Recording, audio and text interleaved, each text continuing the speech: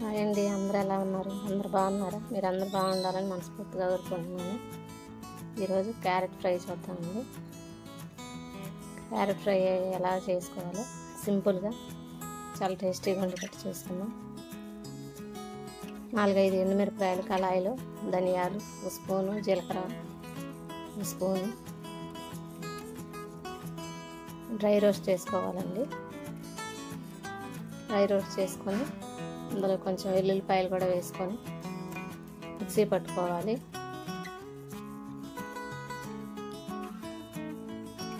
Side డిష్గా చాలా బాగుంటుంది carrot fry. ఒకసారి ట్రై చేయండి, ఇది తప్పకుండా నచ్చుతుంది.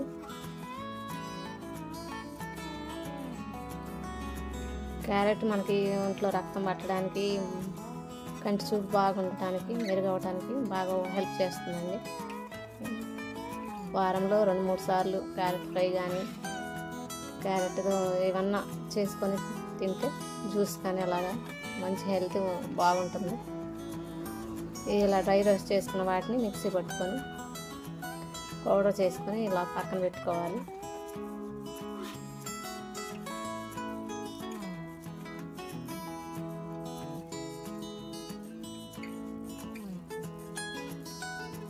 తర్వాత కళాయి పెట్టుకొని కళాయి వేడి చేసుకున్న తర్వాత నూనె వేసుకోవాలి. క్యారెట్కి మనం ఎన్ని తీసుకుంటే దానికి సరిపడా. నేను 3 టేబుల్ స్పూన్లు తీసుకున్నాను. ఒక 1/2 కేజీ క్యారెట్ తీసుకున్నాను. నూనె వేడి అయ్యాక తాలింపు దినుసులు, పచ్చెనగపప్పు, జీలకర్ర, ఆవాలు ఇవి వేసి వేయించుకోవాలి. వేయించుకున్న తర్వాత ఉల్లిపాయ ముక్కలు, కరివేపాకు, పచ్చిమిర్చి కూడా వేసుకొని వేయించుకోవాలి. దోరగా వేయించుకోవాలి. వీడియోని లైక్ చేయండి, సబ్స్క్రైబ్ చేసుకోండి. ఈ ఇంట్లో ఖాళీగా ఉండటం, ఏదో వీడియోలు చేసుకొని కొంచెం కుటుంబానికి హెల్ప్గా ఉండాలని నేను ఇలా వీడియోలు చేస్తున్నాను. ప్లీజ్ సపోర్ట్ చేయండి. ఇలా వేయించుకోవాలి దగ్గరుండి. అది బ్రౌన్ కలర్కి వచ్చాక సన్నగా తరిగిన క్యారెట్ ముక్కలు వేసుకొని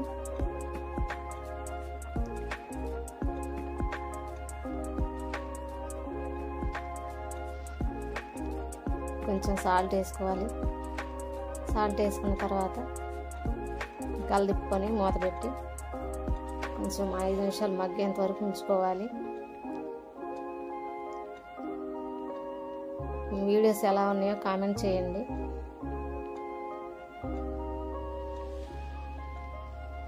సింపుల్గా ఉండే రెసిపీస్ చేస్తున్నాను, ట్రై చేయండి ఒకసారి. నేను ఇంట్లో ఎలా చేసుకుంటానో అది మీకు చూపిస్తున్నానండి. 5 నిమిషాల తర్వాత మూత తీసుకొని ఇలా కలుపుకొని మగ్గిన తర్వాత కొంచెం పసుపు, కారం, టేస్ట్కి సరిపడినంత కారం వేసుకొని కలదిప్పుకోవాలి.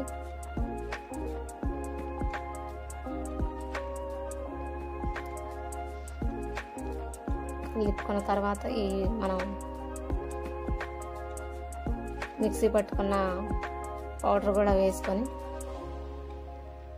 క్యారెట్ స్వీట్గా ఉంటుంది కాబట్టి కొంచెం స్పైసీగా ఉంటేనే మంచిది. అందుకని నేను ఎండుమిర్చి, కారం 2 ఉపయోగించాను.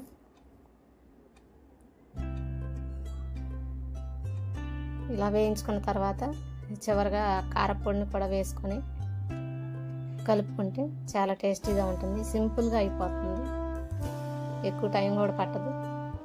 ఇది పప్పుచారులోకి కానీ, మజ్జిగచారుకి కానీ, రసంలోకి కానీ సైడ్ డిష్గా బాగుంటుంది. ట్రై చేయండి. ఎలా ఉందో, వీడియో ఎలా ఉందో కామెంట్ చేయండి. లైక్ చేయండి, షేర్ చేయండి. ప్లీజ్ సపోర్ట్ చేయండి. ఇంట్లో ఖాళీగా ఉండటం చాలా బోర్గా ఉంటుంది, అందుకని ఇలా వీడియోస్ చేస్తున్నాను.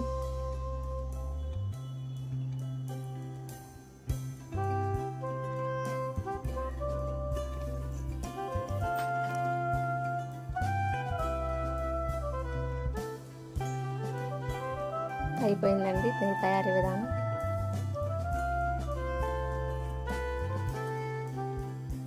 స్టవ్ ఆఫ్ చేసుకొని దించేసుకోవడమే.